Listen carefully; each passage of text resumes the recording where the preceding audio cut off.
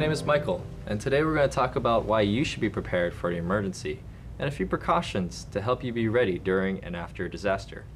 So we decided to hit the streets and ask a few locals and tourists what they know about being prepared for when the unexpected happens.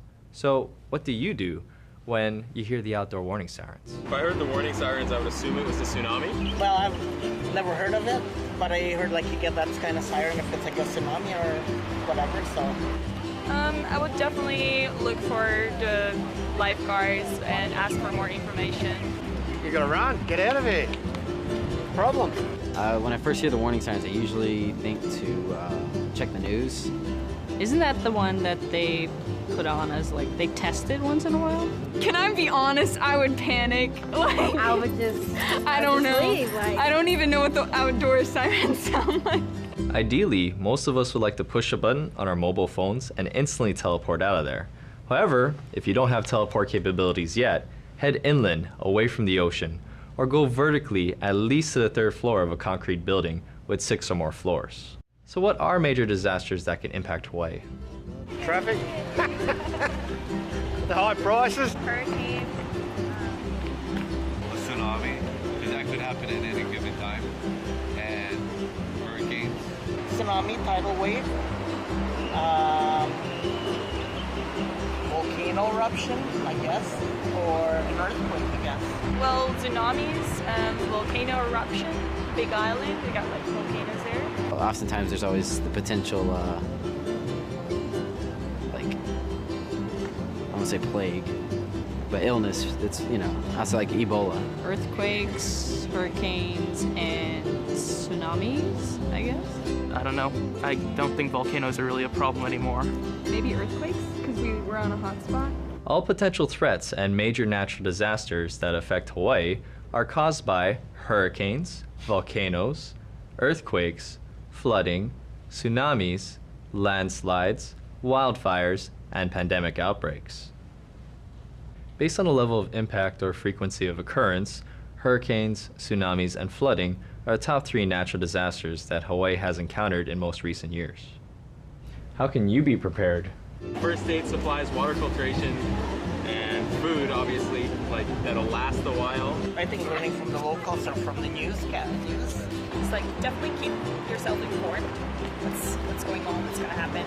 Have like an emergency kit and have some flashlights, stuff like that. An escape plan. Make sure you have water. Well, you can have stockpiled canned goods and all that stuff. You should probably know, like, unlike us, like where to go in the event of a tsunami, an earthquake, or things like that. We don't know. You should probably be more prepared and have an app. Handy and know where to go. Having a first aid kit, water, food ready, light, and some way to contact people. You can prepare for an emergency or disaster by storing at least a gallon of water, creating an emergency plan for who to call and what to do, and creating an emergency kit. But how long can you store tap water? I would say a week. Fill up your bathtubs too, you know what I mean? 3 days. I would say about a week. It's in a year. Is there an expiration date for that? 3 months. I feel like 6 months or something like that. I feel Because like it's 3 days. I don't think it's 3 days because like they have, oh, it's bottled water, never mind. Tap water should remain safe indefinitely if stored in a clean, airtight container and in a cool location. The best practice to ensure safeness is to change your stored tap water every 6 months. Aloha, I'm Rodney Boucher. I'm with the EVA Emergency Preparedness Committee, part of the Island Preparedness Group. I'm here today to talk about individual, family, and community preparedness. What I'd like to start off with is by saying you build your kit, you make a plan, and you stay informed. Starting off with building a kit, the very first thing you want to do is think about water and food. What I have here is a 1 liter container of water. You want to also consider the food supplies that you're going to need. For both water and food, you're going to need here on the islands of Hawaii is 7 to 10 days worth of supplies. So make sure you include snacks for your kids. Having a flashlight in your kit, actually 2 is 1 is a mantra I like to use. 2 flashlights equal 1. When one dies out, you always have a second one. Or if you have 2 family members, then at least you have multiple means. Having a whistle is always a good thing to have. So keep that in mind. Also, in reference to food and water, is you want to look about having a cooler of some type. You might not have access to the grocery store or ice or the other things that we're comfortable with, so you have to think about what you need that might not need refrigeration or icing, and what you can take immediately with you. Other things that you want to think about and having in your kit are clothing. An extra day's worth of clothing for each of your family members, other toiletries, toothpaste, mouthwash, anything else that you think your family needs. That includes prescription medication. Also, in addition to that, is first aid kits. Something like this for camping is great. Something like this is also good, but it's very limited in what you can have for first aid kits. When we're talking about food and water, you want to think about utensils, what you're going to need to have for that. So keep that in mind. Plates, If you're using cans, have a can opener. Something that will open cans that's non-electronic, because you might not have electricity with you at that time. Other things I have is a radio, a little emergency radio. It doubles as a flashlight, but it also is a radio, and it also has a little siren on it, and it's crank powered as well as battery powered. So keep that in mind, what you might need. That if you run out of batteries for a long extended stay of anything longer than 1 day, 2 days, that's what you might want to have, is something like this, a little crank battery radio. It doesn't have to be. A little AM, FM radio will keep you informed, which is one of those the third thing that I was talking about before, staying informed. Listening to the local radio stations, when you hear the sirens, one of the first things you want to do is find out. Stay informed, go to your radio stations, your television, your social media contacts, whatever you have available to you, and find out what the sirens are going for and why, and that will give you better information to be prepared in building your kit. When you make a plan, you need to practice your plan. If you've ever had a fire drill at work, at home, or at school, it's very similar.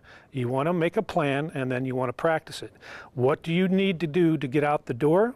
You need to have a kit ready to go, or if you're going to stay in, you need to be staying informed. Build the plan against both of those options. Having something where you have information available to you about how to prepare, in this case for hurricanes or other tsunamis or other natural disasters, someplace to go. When you make your plan, you include your entire family in the process. If you have a fire drill at home, you want all your family to be safe. In the case of a natural disaster, optimally you'll all be together. Chances are someone might be at work, someone might be at school. So keep that in mind when you practice these plans. How do you do it? Who's your contact person? If you have a phone tree amongst your family and friends, that's fantastic. Keep that in mind, and you want to practice that. Also, you might want to practice having little portable radios, something that's very economically available in most stores, and you can at least talk to your own family within the distance that's allowed. You build your kit, you make your plan, you practice your plan, and then you stay informed. The best way to learn more about being prepared for an emergency or disaster is on the web. A few ideas for search may be how to receive local emergency alerts, what are the neighborhood emergency plans for shelter and evacuation, and the emergency contact information for community leaders. Who do you believe that will come to help you after a disaster? Maybe Red Cross, or that's the only organization I really know. I feel like the government, like firemen, policemen, but they're also in the disaster, so maybe people from not here, I don't know. National Guard or the Coast Guard? I think people, the way people are in Hawaii, they'll get together and help people out. Medic or Army? If it's like the worst comes to worst, it would be like the Army, right? Well, because I'm from Finland. Nobody. Firefighters. Typically, it's the National Guard or the Coast Guard. It may take 72 hours or more for emergency personnel to reach you in a major disaster scenario.